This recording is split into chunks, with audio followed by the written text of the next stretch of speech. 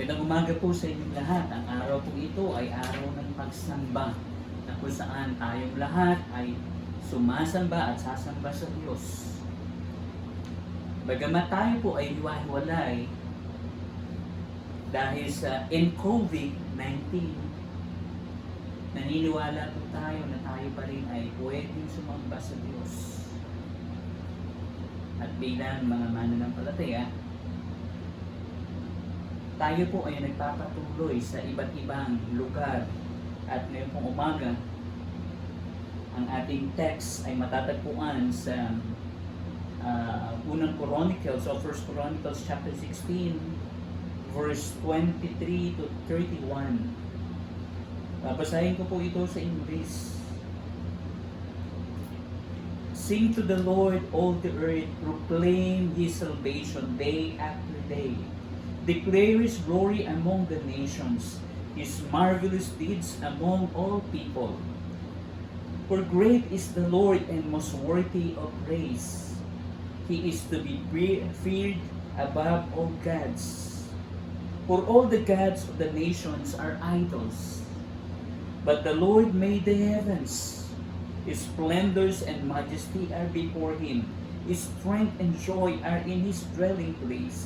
Ascribe to the Lord, all you families of the nations. Ascribe to the Lord glory through His name. Ascribe to the Lord glory through His name. Bring an offering and come before Him. Worship the Lord in the splendor of His holiness. Tremble before Him, all the earth. The world is firmly established, and it cannot be moved. Let the heavens rejoice, let the earth be glad, let them say among the nation, the Lord reigns. Tayo po ay nananahin. Aming Diyos na dakila, na lumikha ng langit at lupa, maraming salamat sa pagkakataon na pwede po kaming mag-aral at pakinggan ang iyong tinig sa pamagitan ng iyong mga salita. Uli, O Diyos, kinikilala ka namin, Diyos na may-ari ng buhay at kamatayan, ang aming pong hiling at dalangin ngayong umaga. Ang iyong banal na Espiritu po ang magdala ng iyong mensahe sa aming mga puso at sa aming kaisipan. Isa pong bukas na isip at puso ang muli mong ibigay sa amin upang ang man na salita, O Diyos, ay aming maipamuhay ayon sa iyong kalooban. Turuan mo kami at baguhin mo kami at hubugin ayon sa iyong kalooban. Maraming salamat sapagkat sa bawat isa na makikinig ng iyong salita ngayong umaga, ang aming pong hiling at dalangin, O Diyos, ito po ay maging pagkain ng aming kaluluwa at spirito at makapagbigay ng kalakasan sa gitna ng mga pangyayari na nagaganap o sa gitna ng COVID pandemic. Hiling namin, O Diyos, ang takot at pangamba ay alisin mo at ang iyong kapangyarihan at ang iyong pag-ibig ay madama ng aming mga kapatid sa lugar na ito sa pangalan ni Kristo Jesus. Amen. Ngayong pong umaga bilang mga Pilipino, tayo pong mga Pilipino ay sumamba sa mga anito noong unang panahon. At ito po ang paraan natin upang sabihin, express o ipaalam na meron tayong kumikilala tayo sa Diyos. Ang ating mga anito na kung saan kinilala ng ating mga ninuno, sila po ay sumamba sa mga espiritu at higit sa lahat ang mga tao sa agrikultura ay sumamba sa mga anito upang sila ay maging pagpalain sa kanilang mga ani. At ito po ay minana natin. Naniniwala tayo sa mga espiritu at sumasamba tayo sa mga anito na kung saan ito po yung isa sa mga pinanawalaan natin. Kaya pagkatapos ng ilang mga panahon, dumating ang mga Muslim, pumasok sila sa Mindanao at itinuro nila ang Muslim na paniniwala. Kaya hanggang ngayon, ang paniniwala ng mga taga Mindanao ay ang Muslim na paniniwala. So ilan sa mga Pilipino ay nananatili sa ganung paniniwala. Subalit nung dumating ang Kastila, dumating si Magellan sa Pilipinas kasama ng mga praile. Ang mga paring ito ay nagdala ng Kristyanismo kasabay ni Ferdinand Magellan. Ang mga praile na nagdala ng Kristyanismo sa bansa ay nagdala ng Kristyanismong may paganong paniniwala. Kaya hindi nahirapan ng mga Pilipino at natanggapin ang mga paganong paniniwala sapagkat tayo po ay sumasamba sa mga anito. O tayo po ay may mga imahe ng mga anito na iba-iba. Kung kaya't paglipas ng ilang panahon, pagpasok ng Kastila, ay madali nating natanggap ang pagsambang pagano na ipinakilala ng mga paring Kastila. Kaya tayo mga Pilipino ay niyakap ang ganitong paniniwala, mabilis nating niyakap at dumating tayo sa punto na sinasabi ng ating mga matatanda na dito na kami nagising, dito na kami mamamatay. Kahangahangang paniniwala o pagyakap sa reliyon ang ginawa ng ating mga ninuno na kung saan pwede na lang sabihin na doon na sila mamamatay. Subalit, dumating ang panahon ng pagdating ng mga Amerikano at sila po ay nagdala ng mga misyonary upang magturo ng salita ng Diyos. Hindi po sila tumigil ng pagtuturo ng salita ng Diyos sa mga Pilipino, na mahagi sila sa bawat tahanan ng Biblia upang maunawaan natin ang katotohanan ng pagiging Diyos ng Diyos at kung sino ang Diyos. At sa paglipas ng ilang panahon, tayo pong marami sa mga Pilipino ang nakakilala sa totoong Diyos, ang Diyos ng Biblia. Maraming panahon, tayong mga Pilipino, ang ating kasanayan, at iba pang mga Pilipino ay nananatili pa sa dating paniniwala na tinuro ng mga paganong mga tagapagturo. Subalit ngayon po umaga, liwanagin po natin ang ibig sabihin ng pagsamba para sa mga mananampalataya, sa mga nakikinig ngayong umaga. Ano nga po ba ang ibig sabihin ng pagsamba o worship? What is worship?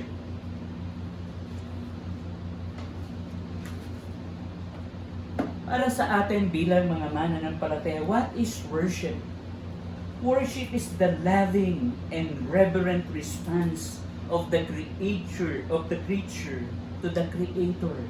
Ang ibig sabihin po nito, ang ating pagsamba ay ginagawa natin sa pag-ibig at sa pagrespeto sa lumikha sa atin. Sapagkat tayo ay tinawag para sumamba sa Kanya. Hindi kailangan ng Diyos ng ating pagsamba na katulad ng pangangailangan natin sa pagkain at sa inumin. Sapagkat ang Diyos ay higit sa lahat. Ang Diyos ay dapat sambahin. Siya lang ang dapat sambahin at wala nang iba.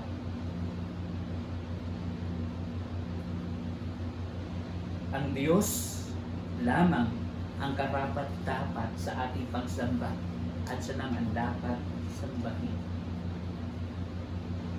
Anong sabi ng Biblia patungkol sa pagsamba? Sa Lumang Tipan, matatagpuan natin ang pagsamba ay hindi nalilimitahan sa lugar. Na kung saan katulad ng pangyayari, ang COVID-19 ay nagbalik sa atin sa unang panahon na kung saan ang mga tao ay sumasamba sa Diyos kung saan sila naroon at kung saan sila at dinala ng panahon at pagkakataon.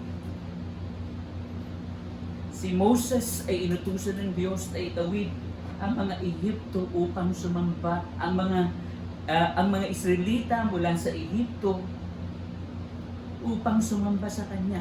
Nagtayo si Moses ng tabernacle o ng altar para sa Diyos.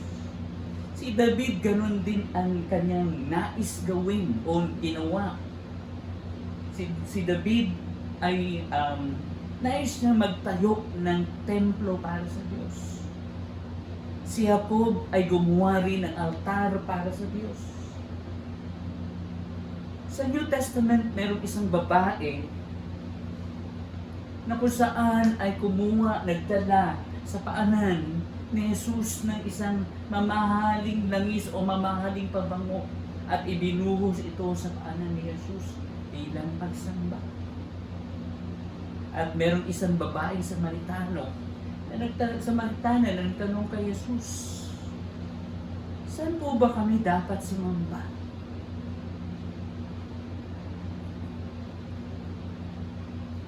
Sa Jerusalem ba o sa bundok na kung saan si Jacob ang nagbigay ng balong ito? Ang sabi ni Jesus, sinahanap niya ang mga tunay na mananamba sa Espiritu at sa katotohanan. Pangalawa, worship is spiritual. Hinahanap ng Diyos ang mga tunay na mananamba sa Espiritu at katotohanan. Sinasamba natin ang Diyos sa Espiritu, hindi sa mamagitan ng mga bagay na nahahawakan at nakikita. Ang Diyos ay hindi nahahawakan at hindi nakikita. Subalit, tayo mga mananampalataya ay tinawag para sumamba sa Diyos sa Espiritu at sa katotohanan ng kung sino siya. Pangatlo, worship is sacrificial. Worship is sacrificial. Sa Old Testament, makita natin ang pagsamba ay sa pamamagitan ng offering, animal, kumbaga, sacrificial offering. Ang mga animals, ang mga hayop ay pinapatay at sinusunog para sa kanilang sacrificial offering. Si Jesus ay naging sacrificial offering nung siya ay namatay sa Diyos. Ngayong umaga, paano tayo sasamba?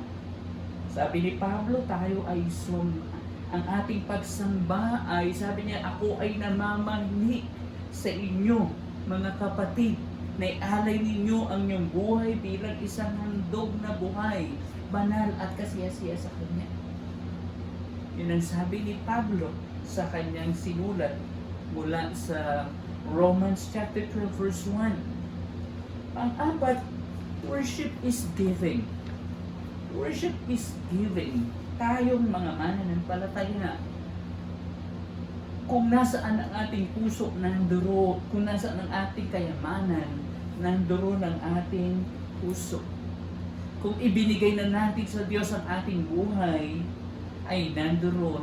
Kumbaga, kung ibinigay na natin sa Diyos ang ating buhay at ang kayamanan, tiyak na matatagpuan ang puso natin sa Diyos o kay Jesus. So kung nasaan ang ating kayamanan, nandoon ang ating puso. So kung lahat ng mga bagay ay ibinigay na natin sa Diyos, tiyak na ang iyong puso ay nasa Diyos.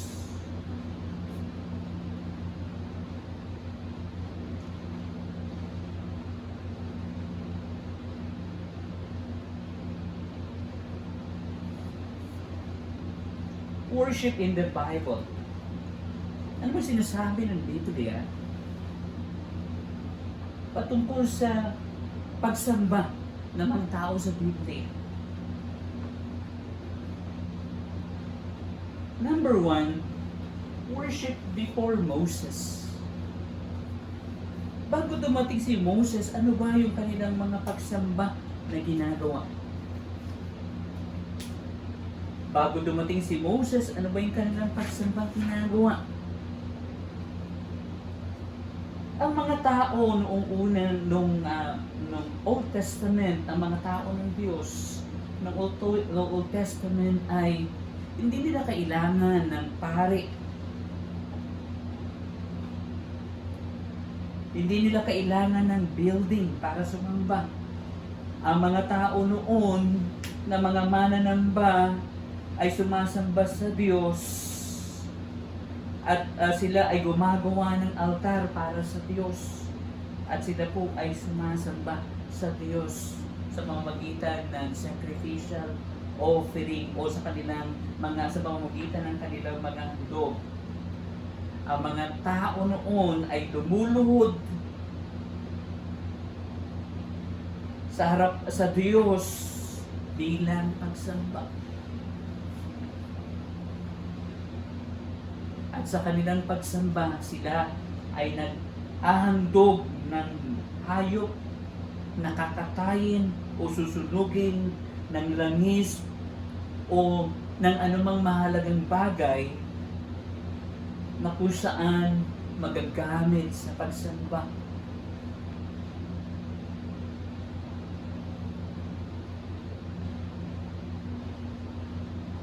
Ang pagsamba noon ay hindi nakatali sa isang lugar o sa isang pamamaraan. Ang rules ng unang pagsamba ay isa lang. Sila ay sumasamba sa totoong Diyos lamang. Pagdating ni Moses,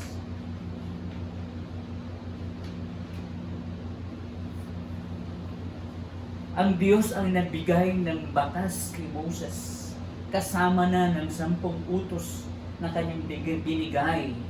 Ano ang layunin?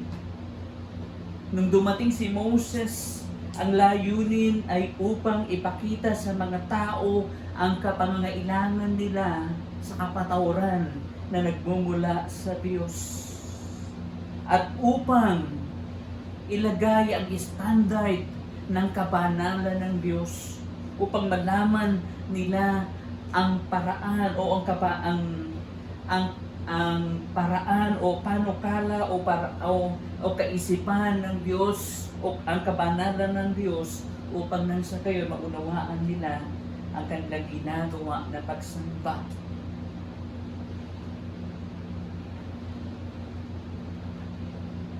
Pangatlo, ang batas ay naging istruktura ng kanilang sosyedad o ng kanilang gobyerno o kanilang community. Ito ang nag-regulate ng pagsamba. Sila ay inilayo nito sa pagsamba sa Diyos-Diyosan.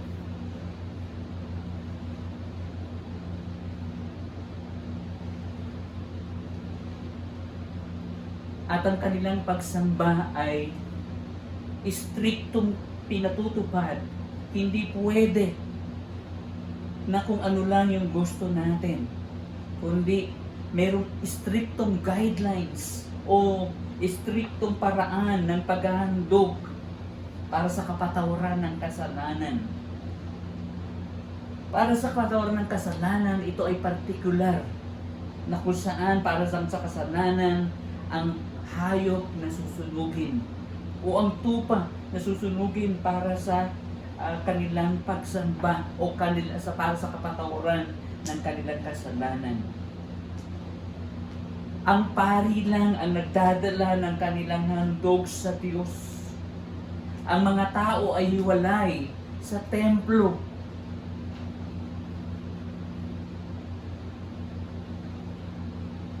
At ang mga pari lang na pinili ang siyang pwedeng magdala ng kanilang mga handog.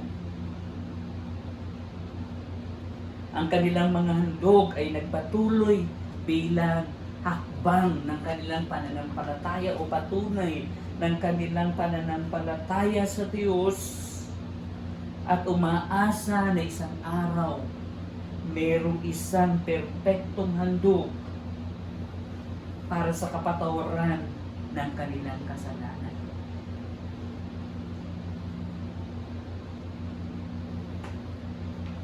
Dumating si Jesus.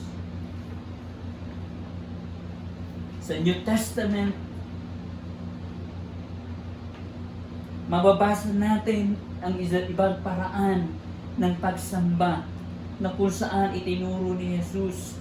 Jesus set our new set of priorities for us, which had always been God's priority. Ano po ba yung ginawa ni Jesus?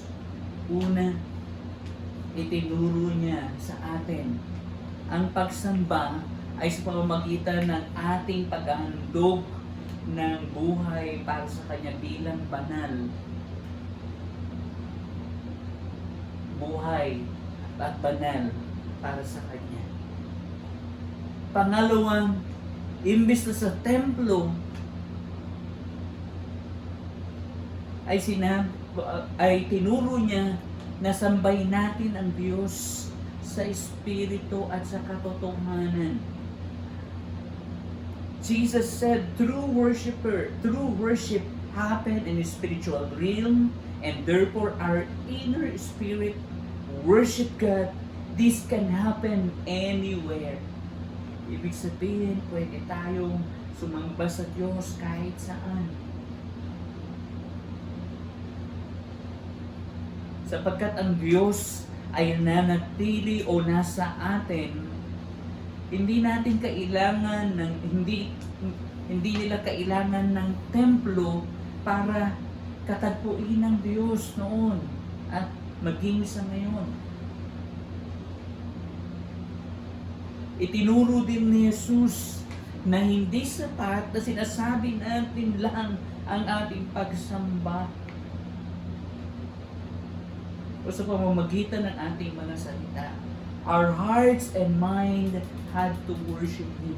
Ibig sabihin na ating puso at ang ating isip ay dapat sumamba sa Kanya. Kaya nga ang critics ni Jesus sa mga sumasamba ay hindi sila dapat sumamba para ma-impress lang ang iba.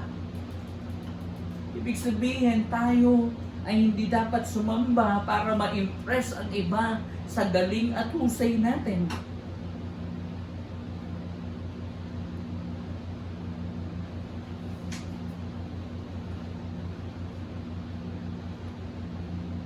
Si Jesus ay nagturo ng tamang pagsamba. Kasabay nito, kasama nito ang baptism at ang communion bilang pagsamba. Noong namatay si Jesus, habang siya ay nasa krus, ay nahati ang kortina ng templo. Ang simbolo nito ay hindi na hiwalay ang tao sa Diyos. Pwede nang pumasok, pwede nang kausapin ng mga tao ang Diyos ng diretso. Hindi na nila kailangan ng mga handog, kung dahil si Jesus na ang naging handog. Pwede na silang pumunta sa Diyos dahil si Jesus na ang naging handog at siya ang ating high priest. Si Jesus ang pinakamataas o ang ating high priest, ang pinakapari ng mga tao na naniniwala sa Diyos. At siya ang nagdala ng ating siya ang handog para sa ating mga kasalanan. Ang tunay na pagsamba, ang totoong pagsamba ay sa pamamagitan ng ating buong pagkatao.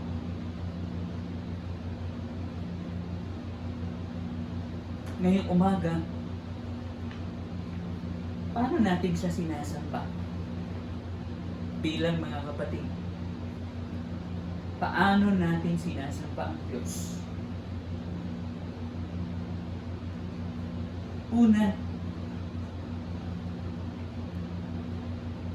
kailangan natin mag-submit sa Kanya.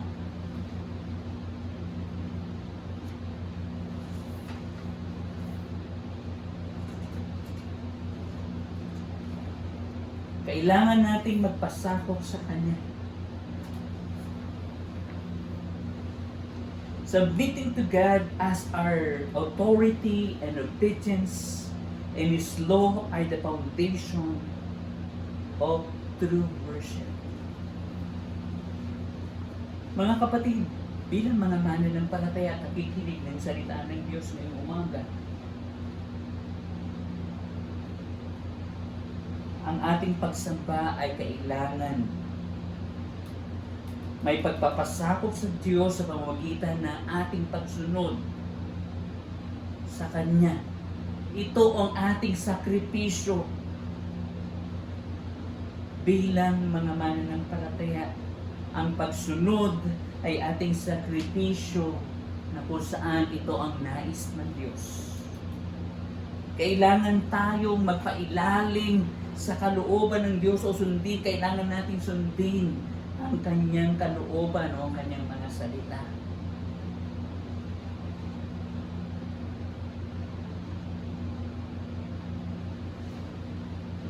Ang nais ng Diyos ay ang pagsunod natin. Hindi ang ating mga sakripisyo o hindi ang mga hayop na susunugin. Marahil naniniwala tayo sa ating mga ginagawa. Subalit ang nais ng Diyos na pagsambayan ating pagsunod. Ito ang ating paraan para sabihin, para ipakita ng ating pagsunod ay napakahalaga bilang kabayaran. Si Christ bilang kabayaran, bilang binayaran ng mga bilang tayo yung mga taong ang ating mga kasalanan ay binayaran ni Jesus, kaya kailangan tayong sumunod sa Kanya. Maraming pagkakataon ng ating pagsamba ay ginagawa natin ayon sa gusto natin at ayon sa preference natin. Bilang mga mananampalataya, inalam ba natin yung mga bagay na kalooban ng Diyos para sa buhay natin, para sa pagsamba? Ipinasakop ba natin sa Diyos ang ating mga sarili, ang ating mga kalooban? At pinili ba nating sumunod sa Kanyang kalooban dahil ito ang nais niya o ang preference, ang ating ginigiit, ang ating pakiramdam, ang ating ginigiit para gawin ang ating pagsamba? Bilang mga mananampalataya at nakikinig ng mga salita ng Diyos, submission to God as our authority and obedience to His law ay the foundation of the true worship. Ito po yung pundasyon ng totoong pagsamba. Kung natutunan mong sumunod, at kung natutunan mong magpasakop at sumunod sa Kanyang kalooban at sa Kanyang gustuhan, ito po yung pundasyon ng ating pagsamba. Hindi ang ating mga kagustuhan at ang ating mga preference. Ang mga practice na nawala sa salita ng Diyos na kung saan iniisip natin ay ito yung kalooban ng Diyos. Bumalik po tayo sa salita ng Diyos at tingnan natin ano ang pagsamba mula sa salita ng Diyos upang nasa gayon ang bawat araw ay magamit natin para sambahin siya. Bakit po? Kung in COVID-19 ang ticket patungo sa langit, papunta sa langit, ang tanong, natutunan mo na ba magpasakop sa Kanya? Pangalawa, service. When we serve Jesus in Jesus' name, that is one act of worship. Maraming panahon at pagkakataon, paano ba natin sinasabi na tayo ay naglilingkod sa pangalan ni Jesus? Naibigay ba natin ang ating panahon, ang ating pera, ang ating abilidad, ang ating talento? Naialay ba natin sa nagawa ba natin ito bilang handog o bilang pagsamba? Mga kapatid, bilang mga mananampalataya, maraming panahon at pagkakataon kung tayo'y naglilingkod kay Jesus sa pangalan ni Jesus, dapat makilala ng mga tao si Jesus sa buhay mo. Dapat makilala, malaman ng mga tao kung anong ginawa ng Diyos, ano ang ginawa ni Jesus, ano ang magagawa ni Jesus sa buhay mo, at ano ang nais ni Jesus na mangyari sa buhay mo. Maraming panahon sinasabi lang natin na tayo yung mga Kristiyano. Subalit ang Kristo nakasabay ng pangalan at ng tawag sa iyo bilang Kristiyano ay hindi nakilala ng iba. Nakilala ka ng mga tao pero hindi siya nakilala. Kung tayo po ay naglilingkod sa pangalan ni Jesus, kailangan siyang makilala. Hindi po tayo. Kailangan makilala si Jesus sa mga bagay na ginagawa natin bilang act of worship. Maraming panahon at magkakataon sa ating paraan o sa ating buhay, sinasabi natin ang mga bagay, naglilingkod lang tayo sa pamamagitan ng salita.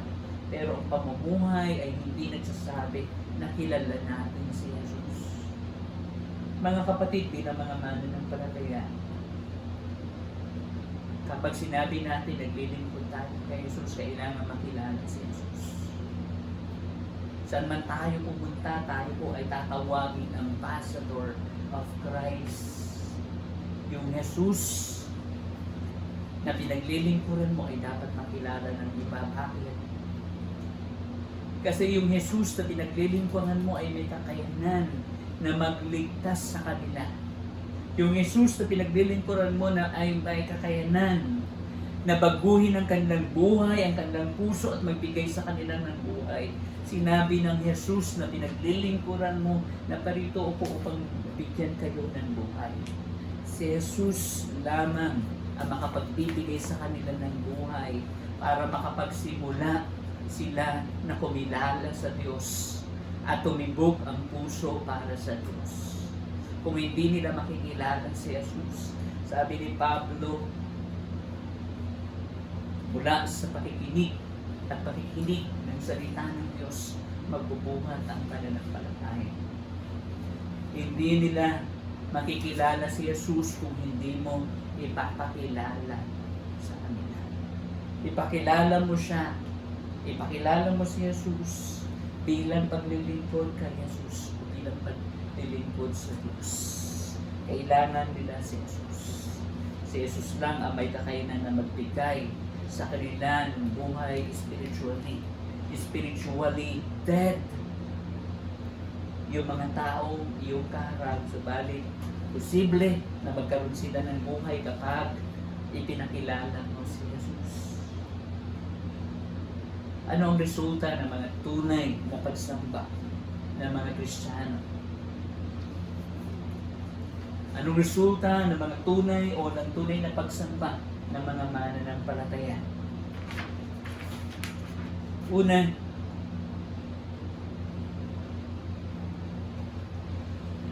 ang totoong pagsamba ay nakapagbibigay at makapagbibigay ng kalwalatian sa Diyos. Ang totoong pagsamba ay makakapagbigay ng kalwalatian sa Diyos. When we worship in truth, with our spirit, God is glorified. Tayo pong mga mananampalataya, kung tayo po ay sumasamba sa Kanya, sa espiritu at sa katotohanan, ito ay nagbibigay ng lugod sa Kanya. Mga kapatid, Kailan mo naunawaan o naalam o naalala na ang iyong pagsamba ay nakapagbigay ng lugod sa Kanya? Kailan mo natandaan o natatandaan na ang iyong pagsamba ay nakapagbigay ng lugod sa Kanya? Maaring ang isip mo pumasok ang simbahan ay tapos na, okay na. Maaring ang isip mo ngayong umaga ay nandirito ka upang sumamba sa Diyos. Maaring sapat na yung pumunta sa simbahan at makita ng pastor, makita ng mga tao, magbihis at mag-practice every Sunday. Pero hindi mo alam kung paano makapagbigay ng kagwalatian sa Diyos yung sinasabi nating totoong pagsamba. Mga kapatid, bilang mga mananampalataya, ang COVID-19 ay isang virus na hindi biro. It is a pandemic. Sa buong mundo ito ngayon ang pinag-uusapan. Posible na ikaw at ako ay magkaroon ng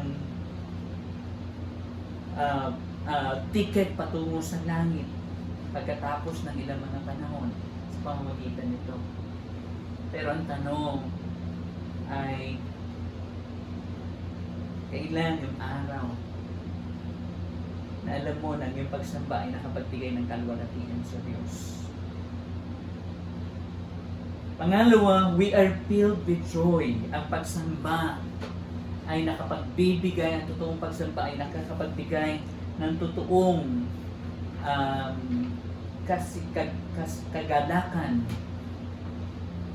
Bilang mga mananampalataya, ang totoong pagsamba sa Diyos ay nagbibigay ng tunay na kagalakan. Nagagalak tayo na sambahin ang Diyos at makilala siya. Ito ay isang unique na relationship ng tao sa Diyos. Ito ay kahanga-hanga at kamangamangang kapangyarihan ng Diyos ang kumikilos sa pagitan mo at sa pagitan ng Diyos mismo. Ang kanyang kapangyarihan ang siyang nagdadala sa atin sa kanya upang makita ng mga tao na ang Diyos ay buhay, ng Diyos ay karapat-dapat sambahin. Sa gitna ng mga sitwasyon at mga pagkakataon, sa gitna ng ating mga paghiwalay, ang tatlo bilang mga magkakapatid o bilang kapatid, God draw near to us bilang mga mananampalataya. Sa ating pagsamba, nalulugod ang Diyos sa ating pagsamba na kung saan ginagawa natin ang mga bagay na kalugod-lugod sa Diyos. Bilang mga mananampalataya, ito ay karanasan na kung saan naglalapit sa atin sa Diyos, sapagkat ito yung relasyon na kung saan dapat malinaw, dapat makita natin ang Diyos ang siyang dapat sambahin, at ang karanasan ng karanasang spiritual sa Diyos ay mahalaga bilang mga mananampalataya. At habang tayo ay lumalapit o napapalapit sa Diyos, nakikita natin na tayo ay guilty sa maraming kasalanan. Nakikita natin ang kawalan ng kakayanan. Nakikita natin ang ating kakayanan na kung saan ay hindi sapat upang nang sa gayon gawin ang mga bagay para mabigyan ng kalwalatian ng Diyos, kundi habang ang Diyos at sinasamba natin, pinapakita niya ang kanyang kapangyarihan upang nang sa gayon tayo po ay patuloy na sumamba sa Kanya. Pang-apat, tayo mga tunay na sumasamba sa Kanya, ay una ng tinuruan, yun na ng binago ng Diyos. Yung dating puso hindi sumasamba sa Kanya, ay ngayon ay sumasamba na. Yung dating pusong walang pakiramdam at walang pakialam sa Diyos, ngayon nararamdaman at nararanasan na ang kapangyarihan ng Diyos. Yung dating puso na walang pagpapahalaga sa Diyos, ngayon ay napakahalaga ng Diyos. Yung dating ang atraksyon natin ay nasa mga idols.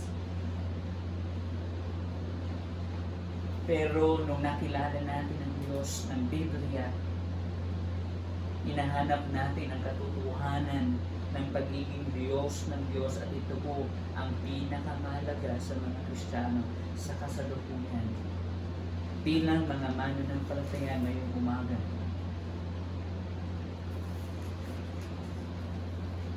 naramdaman mo na ba na nagmahal ka sa Diyos? Naramdaman mo na ba na mauhaw sa salita ng Diyos? Naranasan mo na ba na mamuhi sa kasalanan? Naranasan mo na ba na pahalagahan ng Diyos na higit sa lahat? Katulad ng ating definition sa ating pagsamba. Sabi ng definition natin sa ating pagsamba, worship is the loving and reverent response of the creature to the Creator. Mga kapatid, bilang mga mananampalataya, ang tunay na mananamba ay hinahanap ng Diyos. Sila ay sumasamba sa Espiritu at sa katotohanan kung sino Diyos. Nawa, matutunan natin at makilala natin si Jesus bilang Panginoon at tagapagligtas, at bilang Diyos na dapat sambahin. Tayo po ay manalangin. Aming Diyos, maraming salamat sa umaga nito. Bagamat kami ay dumadaan sa COVID pandemic, naniniwala po kami na Ikaw ang Diyos na may-ari ng buhay at kamatayan. Naniniwala kami na Ikaw ang Diyos na makapangyarihan sa lahat. Walang mga bagay na nangyayari sa mundong ito na hindi mo pinahintulutan. Ang lahat ng mga pangyayari sa mundo na iyong binigay, na iyong pinagkatiwala sa amin, ay alam mo. Lahat ng mga bagay, maliliit man o malalaki. Ngayon po umaga, ang maraming mananampalataya, kaming mga mananampalataya ay walay-walay na sumasamba, sapagkat ang pagsamba sa aming simbahan ay pinagtawag ng gobyerno. Ang aming pong hiling at dalangin, ang mga tunay na mananamba ngayong umaga, ay ingatan mo po mula sa infection ng coronavirus at ang patuloy na pagkilos mo sa aming mga buhay, ang patuloy na proteksyon at pagbibigay mo ng mga bagay na kailangan namin habang ang bawat isa at marami sa kasalukuyang panahon ang naghihirap at nangangailangan ng biyaya ng iyong habag. Kahabagan mo nawa, Panginoon, kami ng kaligtasan na nagmumula sa iyo. Ito ang habag na kung saan na pinakamahalaga sa bawat tao na iyong nilikha. Bago man mangyari o kung kami man ay kukunin mo sa pamamagitan ng coronavirus, kung ito ang ticket na binibigay mo sa amin, wala po kami magagawa kami tanggapin ang mga sitwasyon at mga pagkakataon. Pinagtitiwala namin sa iyo ang bawat mananampalataya, ang bawat isa sa amin, ang bawat tatay, nanay, kuya at ate at ang mga lolo at ang mga lola. Ikaw po mag-ingat, ikaw po magpala, ikaw po ang patuloy na bumago ng aming mga buhay. Turuan mo po kami, ang takot ng bawat isa ay palitan mo po ng pagtitiwala sa iyo. Pagkat ikaw ang Diyos na buhay, maraming salamat sa pangalan ni Kristo Jesus. Amen.